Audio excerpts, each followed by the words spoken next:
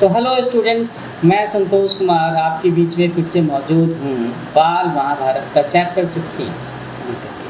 Chapter 16 का title है चौसर का खेल और द्रौपदी की व्यथा। व्यथा शब्द का मतलब है कष्ट, दुख। तो ये जो चौसर का खेल होता है पांडव और कौरवों के बीच में, ये कैसे होता है, क्या क्या चालें चली जाती हैं, कब पांडव जीतते हैं, कब कौरव जीतते हैं, और शकुनी क्या क्या करता है, और आगे चल कर के इस चौसर के खेल की वजह से द्रौपदी की लाइफ में जो प्रॉब्लम आती है ना, उसकी बातें सुनाऊंगा।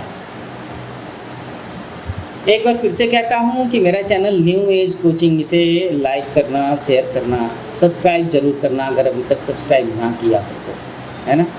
और हिंदू माइथोलॉजिकल स्टोरीज़ की सीरीज़ में आप और किसकी कहानियाँ सुनना चाहेंगे, तो ये चाहो तो आप कमेंट्स में लिख सकते हो। कमेंट में ये भी लिखना कि ये कैसा लगा। तो चौसर का खेल। धृतराष्ट्र की बात मान करके विदुर पांडवों के पास आए। उनको देख करके महाराज युधिष्ठिर उठे और उनका यथोचित स्वागत सत्कार किया। विदुर आसन पर बैठते हुए शांति से बोले कि हस्तिनापुर में खेल के लिए एक सभा मंडप बनाया गया है, मीटिंग हॉल, है ना, जो तुम्हारे मंडप के जैसा ही सुंदर है। राजा धृतराष्ट्र की ओर से उसे देखने चलने के लिए मैं तुम लोगों को इनवाइट करने आया हूँ। न्योता देना मतलब इनवाइट करना। राजा धृतराष्ट्र की इच्छा है ना, उनकी बड़ी इच्छा है कि तुम सब भाइयों सहित वहाँ आओ, उस मंडप को देखो और 2 हाथ चौसर भी खेल जाओ, है ना। लेक्चर के डिस्क्रिप्शन में मैं चौसर खेल के बारे में भी कुछ लिंक शेयर करूँगा, इसके पिक्चर्स भी शेयर करूँगा। युधिष्ठिर ने कहा कि चाचा जी, चौसर का खेल अच्छा नहीं है, इसमें आपस में झगड़े पैदा होते हैं, ऐसा सुनने में आया है। तो समझदार लोग इसे पसंद नहीं करते, लेकिन इस मामले में हम तो आप ही के आदेशानुसार चलने वाले हैं, और आपकी सलाह क्या है, आप जो कहेंगे करेंगे। विदुर बोले कि ये तो किसी से छिपा नहीं है कि चौसर का खेल सारे अनर्थ की जड़ होता है। अनर्थ है ना, इम्प्रॉपर थिंग्स, गलत चीज़ें। मैंने तो पूरी कोशिश की थी कि इसे ना होने दूँ, किंतु राजा ने आज्ञा दी है कि तुम्हें खेल के लिए इन्विटेशन दे आऊँ, तो आ गया। अब तुम्हारी जो इच्छा हो वो तुम करो, ऐसा कहा। राजवंशों की रीति के अनुसार किसी को भी खेल के लिए बुलावा मिल जाने पर उसे अस्वीकार नहीं किया जा सकता था। इनविटेशन मिला तो you will have to accept it, आप मना नहीं कर सकते, नहीं तो इसे बैड मैनर डिप्लोमेटिक रिलेशंस के हिसाब से भी गलत समझते हैं, ऐसा कहना था। तो अब इसके अलावा युधिष्ठिर को इस बात का भी डर था कि कहीं खेल में न जाने को ही धृतराष्ट्र अपना अपमान न समझ ले और यही बात कहीं लड़ाई का कारण न बन जाए।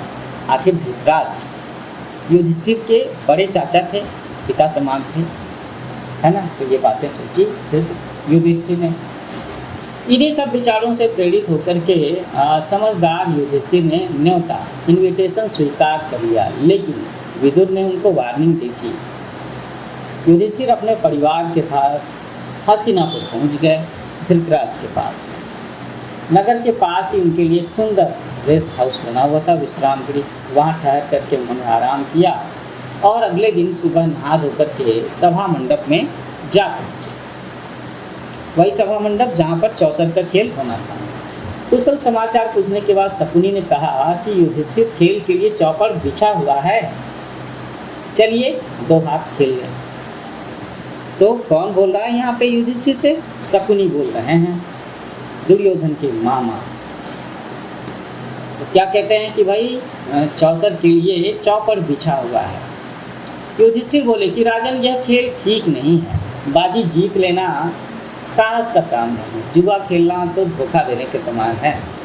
आप तो ये सब बातें जानते ही हैं। तो शकुनी बोला कि आप भी क्या कहते हैं महाराज, यह भी कोई धोखे की बात है? हाँ, ये कहिए कि आपको हार जाने का डर लग रहा है। देखो कैसे चालाकी से शकुनी युधिष्ठिर को फंसा रहे हैं। तो युधिष्ठिर थोड़े से गर्म होकर के बोले कि राजन, ऐसी बात नहीं है, अगर मुझे खेलने को कहा गया तो मैं ना नहीं करूँगा, आप कहते हैं तो मैं तैयार हूँ, पर मेरे साथ खेलेगा कौन? दुर्योधन तुरंत बोला कि मेरी जगह खेलेंगे तो मामा शकुनी, किंतु दाव लगाने के लिए जो धन रत्नादि होगा वो मैं दूंगा।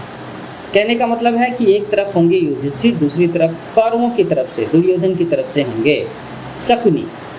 तो चाल चलेंगे शकुनी और युधिष्ठिर। युधिष्ठिर चाल भी चलेंगे और अपनी तरफ से जो दाव लगाना है दाव भी लगाएंगे, है ना। और शकुनी की तरफ से दाव लगाएगा दुर्योधन। युधिष्ठिर बोले कि मेरी राय ये है किसी एक की जगह दूसरे को नहीं खेलना चाहिए, ये तो खेल के साधारण नियमों के विरुद्ध है।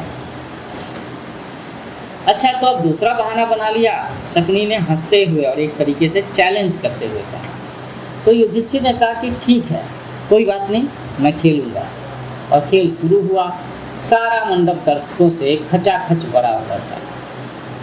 द्रोण, भीष्म, कृप का मतलब है कृपाचार्य, विदुर, धृतराज जैसे वयोवृद्ध भी उपस्थित थे। वे उसे रोक नहीं पाए थे। उनके चेहरे पर उदासी छाई हुई थी कि भाई ये जो चौसर का खेल होता है अक्सर इसमें तो कुछ बुरा ही अंत होता है।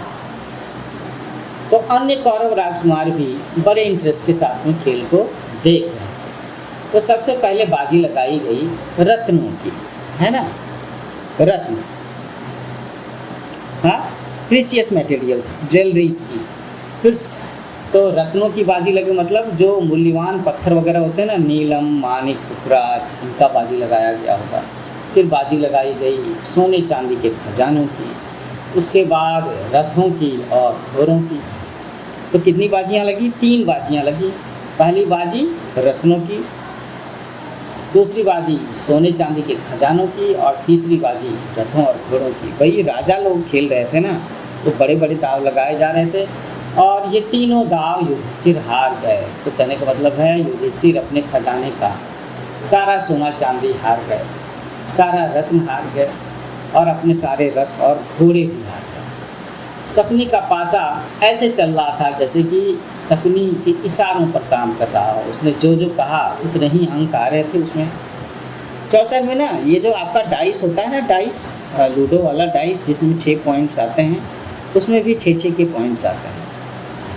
तो खेल में युधिष्ठिर बारी बारी से अपनी गाय, भेड़, बकरियां, दास, दासी, रथ, घोड़े, सेना, देश और देश की प्रजा सब खो बैठे। अरे ये क्या हुआ? ये क्या हुआ भाई?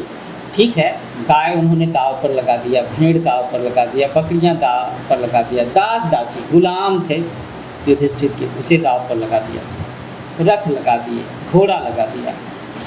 सेना को दाव पर नहीं लगाना चाहिए। सेना राजा की होती है और सेना प्रजा की भी तो होती है, देश की होती है। और देश, सेना ये दाव पर लगाने की चीज़ नहीं होती।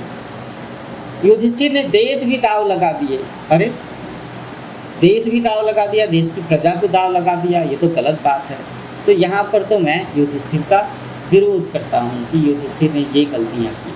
उन्हें ये सब दाव पर लगाने से पहले खेल को रोक लेना चाहिए। अब हार जाने की बेइज्जती जो होती है वो होगी, हारने पर तो होगी ही ना बेइज्जती। लेकिन अब देश भी कोई, सेना, देश, प्रजा, ये दाव पर लगाने की चीज़ होती है। भाइयों के शरीरों पर जो आभूषण और वस्त्र थे उनको भी बाजी पर लगा दिया और हार गए। ये तो और भी गलत किया युधिष्ठिर ने। इससे गलत बात क्या होगी? तो अब शकुनी ने पूछा कि और कुछ बाकी है?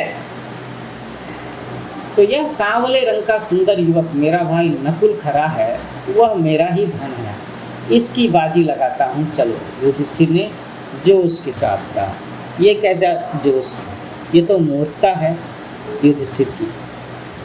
वो तो ऐसा खेल रहे थे जैसे कि शकुनी के दाव पेंच के आगे हिप्नोटाइज्ड हो गए थे, मुझे तो ऐसे लग रहा है। तो शकुनी ने कहा कि अच्छा तो ये बात है, तो ये लीजिए, अब आपका प्यारा राजकुमार अब हमारा हो गया। और कहते कहते शकुनी ने पासा फेंका और बाजी जीत ली। युधिष्ठिर ने कहा कि ये मेरा भाई सहदेव जिसने सारी विद्याओं का पार पा लिया है, इसकी बाजी लगाना उचित तो नहीं है, लेकिन फिर भी लगाता हूँ, चलो देखा जाएगा। ये चला और वो जीता। कहते हुए शकुनी ने पासा फेंका और सहदेव को भी युधिष्ठिर से जीत लिया। अब दुरात्मा शकुनी को आशंका हुई कि कहीं युधिष्ठिर खेल बंद न कर ले, क्योंकि शकुनी तो युधिष्ठिर को पूरी तरह से हरा देना चाहते थे, उसका सब कुछ जीत लेना चाहता था।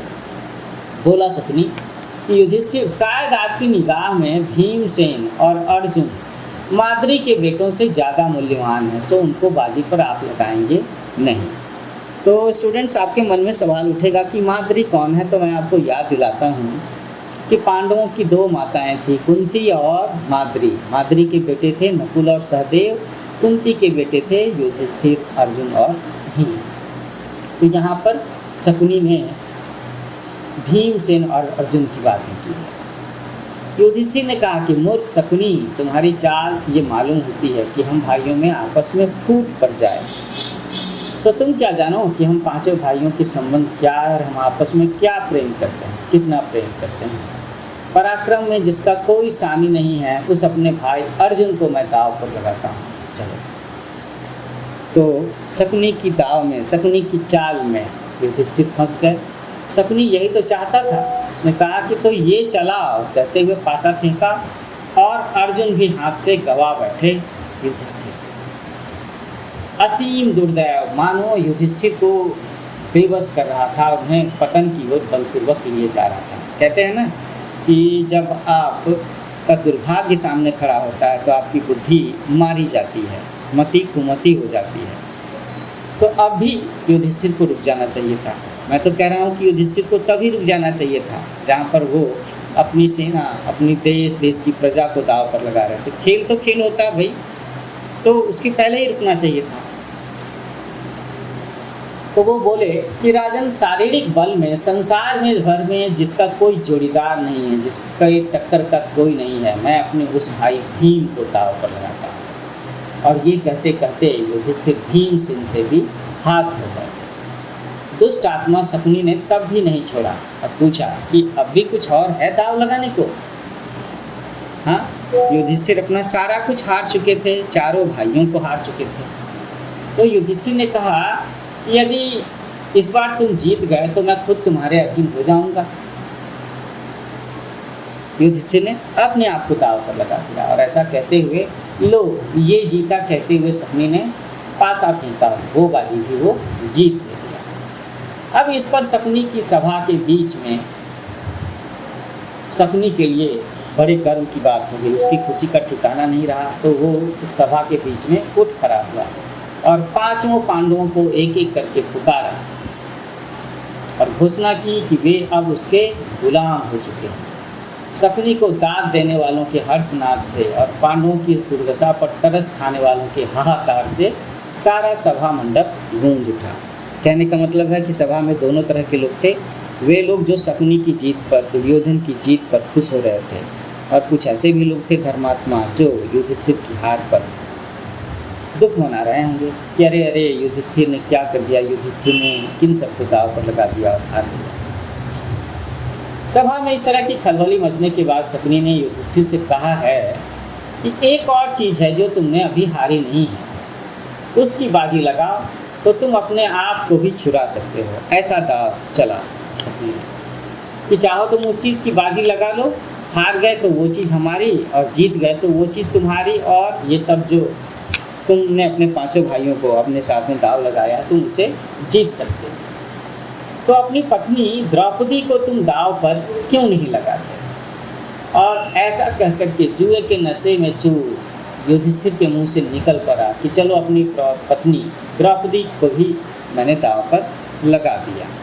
और यहीं पर एक बहुत बड़ी गलती हो गई है ना। युधिष्ठिर को लोग बोलते हैं कि धर्माचार्य थे, धर्म की बहुत जानकारी थी, नीति की बहुत जानकारी थी।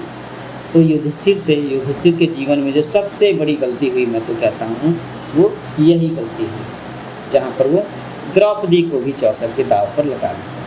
भाई सोचना चाहिए था कि अभी तक उन्होंने एक भी दाव नहीं जीता, तो अगले इस दाव को जीतने की क्या गारंटी थी।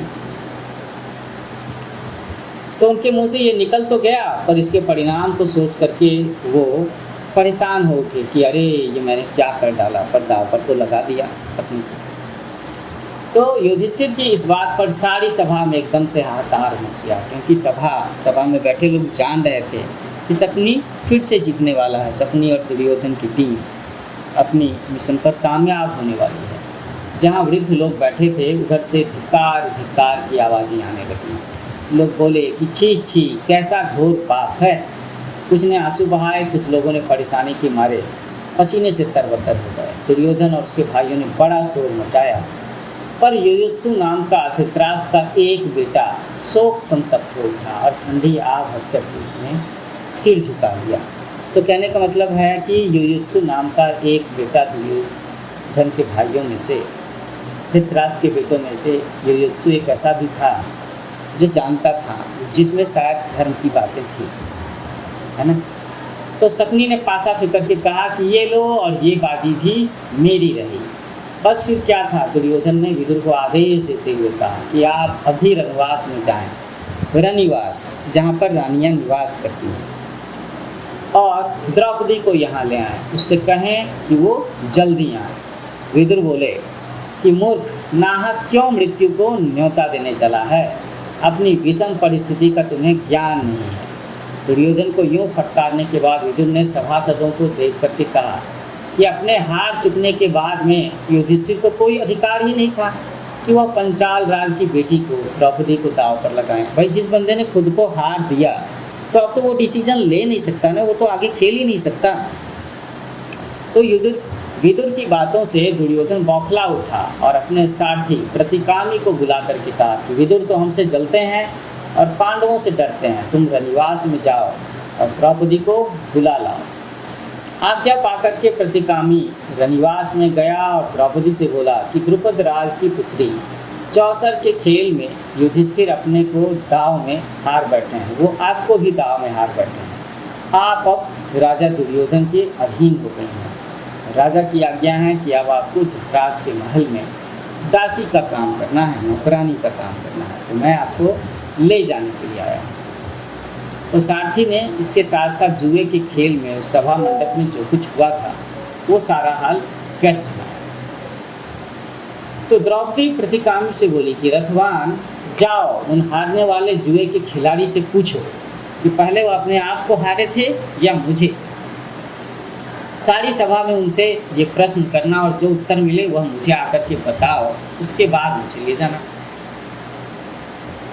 तो प्रतिकामी ने जाकर के भरी सभा के सामने में युधिष्ठिर से वही प्रश्न किया जो द्रौपदी ने उसे बताया था। इस पर दुर्योधन ने प्रतिकामी से कहा कि द्रौपदी से जाकर कह दो कि वह स्वयं ही आकर के अपने पति से ये प्रश्न कर ले, युधिष्ठिर से ये प्रश्न कर ले। प्रतिकामी दोबारा रनिवास में गया और द्रौपदी के आगे झुककर के बड़ी नम्रता से बोला कि देवी, दुर्योधन की आज्ञा है कि आप सभा में आकर के स्वयं ही युधिष्ठिर से प्रश्न कर लें। द्रौपदी ने कहा कि नहीं, मैं वहाँ नहीं जाऊँगी। अगर युधिष्ठिर जवाब नहीं देते तो सभा में जो सज्जन विद्यमान हैं, जो जेंटलमैन वहाँ पर बैठे हुए हैं, उन सबको तुम मेरा प्रश्न जाकर के सुनाओ और उसका उत्तर आकर के मुझे बताओ। तो प्रतिकामी लौट करके फिर सभा में गया और सभासदों को द्रौपदी का प्रश्न सुनाया। ये प्रश्न सुनकर के दुर्योधन झल्ला उठा और अपने भाई दुशासन से बोला कि दुशासन, यह सारथी भीमसेन से डरता मालूम होता, तुम ही जाकर के उस घमंडी औरत द्रौपदी को लेकर के आओ। दुरात्मा, है ना, बुरी आत्मा, शैतान आत्मा, दुशासन के लिए इससे अच्छी बात क्या हो सकती थी। उसने द्रौपदी के गुथे हुए बाल बिखेर डाले, उसके गहने तोड़ फोड़ दिए और उसके बाल पकड़ करके बलपूर्वक घसीटता हुआ सभा की ओर ले जाना। द्रौपदी परेशान हो गई। उसने कभी कल्पना नहीं की होगी कि भाई वो एक रानी है और उसके साथ में कभी ऐसा व्यवहार हो सकता है। तो द्रौपदी विकल हो गई। द्रौपदी को ऐसी दीन अवस्था में, इतनी कमज़ोर अवस्था में, इतनी प्रॉब्लम वाली सिचुएशन में देख करके धृतराष्ट्र के एक बेटे विकर्ण को बड़ा दुख हुआ और उससे नहीं रहा गया। वह बोला कि उपस्थित वीरों, सुनिए, चौसर के खेल के लिए युधिष्ठिर को धोखे से बुलावा दिया गया। वह धोखा खा करके इस जाल में फंस गए और अपनी स्त्री तक की बाजी लगा दी। तो ये सारा कार्य न्यायोचित नहीं है। दूसरी बात कि द्रौपदी अकेले युधिष्ठिर की भी पत्नी नहीं है, बल्कि 5 पांडवों की पत्नी है, इसलिए उसको दाव पर लगाने का अकेले युधिष्ठिर को कोई हक नहीं था। इसके अलावा खास बात ये है कि एक बार जब युधिष्ठिर खुद को ही दाव में हार गए तो अब उनके पास में द्रौपदी की बाजी लगाने का अधिकार कहाँ था।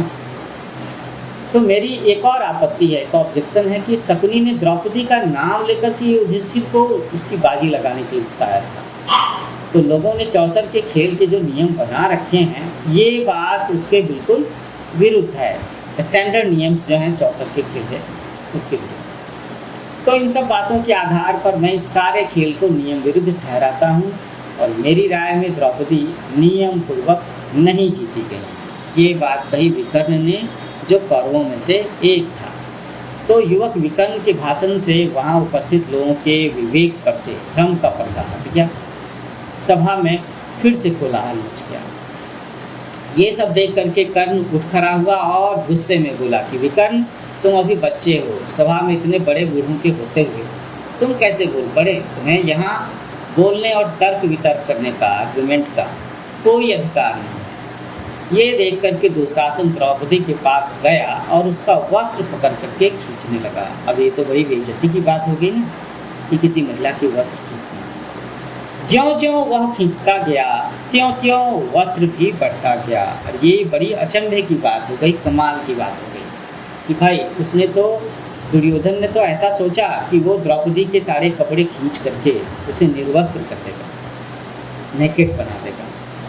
लेकिन एक जादू हो गया कि वो जितने कपड़े खींचता था उसकी साड़ी वो खींचता था और वो साड़ी बढ़ती जाती थी, बढ़ती जाती थी। अंत में खींचते खींचते दुशासन की दोनों भुजाएं, मेरा मतलब दोनों हाथ, थक गए। हाँफता हुआ वो थकान से चूर होकर के बैठ गया और सभा के लोगों में कपकपी सी फैल गई है। धीमे धीमे स्वर में बातें करें कि भाई ये क्या जादू हो गया कि द्रौपदी ने कैसे कपड़े पहन रखे हैं, कैसी साड़ी, कि दुशासन खींचते खींचते थक गया, साड़ी का अंबार लग गया और द्रौपदी के शरीर पर साड़ी है, तो कुछ बात है रहस्य की। अब भीमसेन उठा, उसके होठ मारे क्रोध के फड़क रहे थे। ऊंचे स्वर में उसने ये भयानक प्रतिज्ञा की कि उपस्थित सज्जनों, मैं शपथ खा करके कहता हूँ कि जब तक भरत वंश पर बट्टा लगाने वाले, इज्जत का बट्टा लगाने वाले, है ना, बेइज्जती करने वाले इस दुरात्मा दुशासन की छाती चीर न लूँगा, तब तक इस संसार को छोड़ करके नहीं जाऊँगा। भीमसेन की इस प्रतिज्ञा को सुनकर के उपस्थित लोगों की हृदय भय के मारे थर्रा उठे। तो द्वापर युग में, सतयुग में, त्रेता युग में, उस युग में ना अगर कोई व्यक्ति लोगों के सामने में कोई प्रतिज्ञा कर लेता था तो उसे पूरा करता था। और यहाँ पर भीमसेन की जो प्रतिज्ञा थी उसमें तो दुशासन की मृत्यु छिपी हुई थी। अच्छा बच्चों, एक चीज़ यहाँ पर इस कहानी में लिखा हुआ नहीं है, यहाँ पे बाल महाभारत में मैं बता देता हूँ आपको। वो ऐसे है कि जब दुशासन ने द्रौपदी के वस्त्र खींचे, उसकी साड़ियाँ वो अलग कर रहा था, खींच रहा था, और उसकी साड़ी खत्म ही नहीं हो रही थी, तो इसके पीछे में भगवान कृष्ण की जादूगरी, भगवान कृष्ण की माया छिपी हुई है। भगवान कृष्ण द्रौपदी को बहन समान समझते थे। और कभी कुछ ऐसी बात हुई थी कि कृष्ण की उंगली कट गई थी, तो उस समय द्रौपदी ने अपने आंचल में से थोड़ा सा टुकड़ा फाड़ करके भगवान कृष्ण की उंगली का वो भाव बांधा था। और तभी कृष्ण ने मन ही मन ये वचन दिया था कि कभी तुम्हारे जीवन में इस तरह की विपदा आएगी, प्रॉब्लम आएगी, तो मैं तुम्हारी रक्षा करूँगा। भगवान कृष्ण ने ऐसा वादा किया था, ऐसा प्रॉमिस किया था द्रौपदी से कि कभी तुम्हारी लाइफ में कोई इस तरह की प्रॉब्लम आएगी जिससे तुम्हारी इज्जत जाने वाली हो, तो मैं तुम्हारी रक्षा करूँगा। तो यही कारण थी कि भगवान श्री कृष्ण, योगेश्वर कृष्ण, है ना, वो सभा में मौजूद नहीं भी थे, फिर भी मौजूद थे और उन्होंने अपनी विशेष कृपा के जरिए अपनी बहन की लाज रखी, द्रौपदी की लाज रखी। और यही वजह थी कि दुशासन द्रौपदी को निर्वस्त्र नहीं कर पाया। संभव है द्रौपदी ने मन ही मन भगवान कृष्ण को याद किया होगा, क्योंकि जब उसने पाया कि भाई उसके पांचों पति जो इतने वीर हैं वो दुर्योधन के गुलाम हो चुके, वो द्रौपदी की रक्षा करने की स्थिति में नहीं है, तो वो किससे मदद मांगे। तो उसने मन ही मन श्री कृष्ण को याद किया होगा और श्री कृष्ण ने अपनी वचन की, अपनी बहन की लाज रखी। चलो तो वापस इस कहानी में कि भीमसेन की इस प्रतिज्ञा को सुन करके कई लोगों के मन में डर की बात आ गई इन सब लक्षणों से धृतराष्ट्र ने समझ लिया कि ये सब ठीक नहीं हुआ है। उन्होंने अनुभव किया कि जो कुछ हो चुका है उसका परिणाम शुभ नहीं होगा, यह उनके पुत्रों और कुल के विनाश का कारण बन जाएगा। उन्होंने परिस्थिति को संभालने के इरादे से द्रौपदी को बड़े प्रेम से अपने आसपास बुलाया और समझा करके शांत किया, सांत्वना दी। उसके बाद वह युधिष्ठिर की ओर मुड़ करके बोले, युधिष्ठिर तुम तो अजात शत्रु हो, उदार हृदय के भी हो। दुर्योधन की इस कुचाल को, है ना, ये जो उसने चालाकी से धूर्तता से तुम्हारा सब कुछ जीत जाने की बात की है, ये हरकत की है शकुनी के साथ, तो दुर्योधन को क्षमा कर दो और इस बात को मन से निकाल दो और अपना राज्य तथा संपत्ति आदि सभी वापस ले जाओ और इंद्रप्रस्थ में जाकर के सुखपूर्वक रहो। तो धृतराष्ट्र की मीठी बातों को सुन करके पांडवों के दिल शांत हो गए और यथोचित अभिवादन के बाद द्रौपदी और कुंती सहित सब पांडव इंद्रप्रस्थ के लिए विदा। पांडवों के विदा हो जाने के बाद कौरवों में बड़ी हलचल मच गई। अरे ये क्या हो गया था। उन्होंने शकुनी के साथ मिल करके इस खेल में पांडवों को बुरी तरीके से पराजित किया था, बेइज्जत किया था, उनकी सारी चीज़ों पर अधिकार कर लिया था और यहाँ धृतराष्ट्र ने, कौरवों के पिता ने सब कुछ वापस लौटा दिया। पांडवों की इस प्रकार पंजे से साफ साफ निकल जाने के कारण कौरव बड़ा क्रोध प्रदर्शन करने लगे और शासन तथा शकुनी के उकसाने पर दुर्योधन पुनः अपने पिता धृतराष्ट्र के सिर पर सवार हो गया और पांडवों को खेल के लिए एक बार और बुलाने को उनको राजी कर दिया। तो युधिष्ठिर को खेल के लिए बुलाने को फिर दूत भेजा गया। पिछली घटना के कारण दुखी होते हुए भी युधिष्ठिर को ये निमंत्रण फिर से स्वीकार करना पड़ा और युधिष्ठिर हस्तिनापुर लौटे और शकुनी के साथ फिर से चौपट खेला। इस बार खेल में यह शर्त थी कि हारा हुआ दल अपने भाइयों के साथ 12 वर्ष तक वनवास करेगा और उसके बाद 1 वर्ष अज्ञातवास में रहेगा और यदि इस 1 वर्ष में उनका पता चल जाएगा तो उन सबको 12 वर्ष का वनवास फिर से भोगना पड़ेगा। और इस बार भी युधिष्ठिर की मूर्खता देखो कि वो फिर से हार गए और पांडव अपने किए हुए वादों के अनुसार वन में चले गए। तो ये तो युधिष्ठिर की मूर्खता ही कहेंगे ना, मैं तो इसे मूर्खता ही कहूँगा कि भाई जब वो एक बार इस चाल में फंस चुके थे और गलती से हार चुके थे सारा कुछ, बड़ी मुश्किल से ये चीज़ें वापस में मिली थी। हाँ, इस चौसर के खेल में, उसके हिप्नोटिज्म में, उसके सम्मोहन में वो अपना राजपाट, अपनी पत्नी, भाई सबको गंवा चुके थे। फिर उन्हें ये इनविटेशन स्वीकार नहीं करना चाहिए था और अगर उन्होंने खेल का इनविटेशन स्वीकार भी किया तो वह छोटी मोटी चीज़ें दाव पर लगानी चाहिए थी। जाने से पहले उन्हें कुछ विद्वान लोगों के साथ में, कृष्ण के साथ में विचार भी करना चाहिए था, लेकिन वो फिर से फंस गए और इस बार भी युधिष्ठिर हार गए और शर्त के अनुसार 12 वर्ष के लिए वो वनवास पर चले गए और 13वां साल उन्हें अकेले भी बिताना था, एकांतवास में, है ना, कि वो कहाँ रह रहे हैं ये बात किसी को पता नहीं चले। तो ये हुआ चौसर के खेल का अंजाम। चौसर जो एक तरह का जुआ का खेल होता है, ये एक ऐसा खेल था महाभारत के समय जिसने युधिष्ठिर की मति हर ली, उनकी बुद्धि को हर लिया था। और ये जो चौसर का खेल है जिसकी वजह से युधिष्ठिर सारा कुछ हार बैठे थे, इस कहानी में शकुनी की एंट्री हुई, द्रौपदी की बेइज्जती हुई, भीमसेन ने इतनी बड़ी प्रतिज्ञा की कि वो दुशासन को मार डालेंगे, ये सारे हाइलाइट्स इस चैप्टर के। तो स्टूडेंट्स, महाभारत की कहानी में हम बहुत कुछ सीखते हैं, बहुत सारी सीखने की बातें हैं। इसकी कहानी से हम इस तरह की उपदेश, इस तरह की ज्ञान की बातें भी सीखते हैं जिससे हमें अपने जीवन के विवेकपूर्ण निर्णय लेने में, डिसीजंस लेने में सहायता मिलती है। तो ये एपिसोड थोड़ा सा लंबा था। अगला एपिसोड होगा धृतराष्ट्र की चिंता, उसको लेकर के जल्दी ही फिर आपके पास आऊँगा। तो ये कहानी अब धीरे धीरे बड़ी मनोरंजक होती जा रही है और अभी तो महाभारत का युद्ध की कहानी बाकी है, वो तो बड़ा ही इम्पोर्टेंट पार्ट है। तो मेरा चैनल न्यू एज कोचिंग, इसे लाइक करें, शेयर करें, सब्सक्राइब ज़रूर करें, है ना। और जल्दी ही मैं आपके चैप्टर्स के सॉल्यूशंस भी लेकर के आऊँगा, वो चैप्टर्स जो आपकी Bihar board, CBSE board, UP board की किताबों के लिए। So happy learning with new age coaching.